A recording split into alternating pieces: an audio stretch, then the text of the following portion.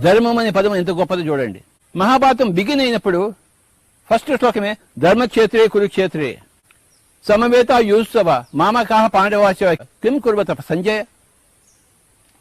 ఆ ధర్మక్షేత్రంలో కురుక్షేత్రంలో సమవేత యుయుత్సవ యుద్ధం కోసం వచ్చేవాళ్ళందరూ కూర్చున్న మామక నా వాళ్ళు పాండవాశ్చైవ పాండవులు ఏం చేస్తున్నారు నాయన సంజయ అని అడుగుతాడు ధృతరాష్ట్రుడు.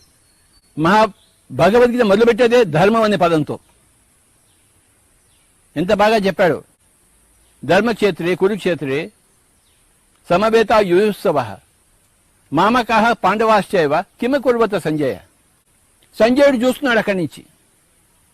ధృతరాష్ట్రుడు అంధుడు, చూడలేడు. చూడలేని వాడు చూస్తున్న వాడిని అడుగుతున్నాడు ఏం జరుగుతోంది అక్కడ. సంజయుడు అంతా చెప్తున్నాడు ఇలా జరుగుతోంది స్వామీజీ అని చెప్పేసి. ధర్మం అనే పదంతోనే ప్రారంభం అవుతుంది భగవద్గీత.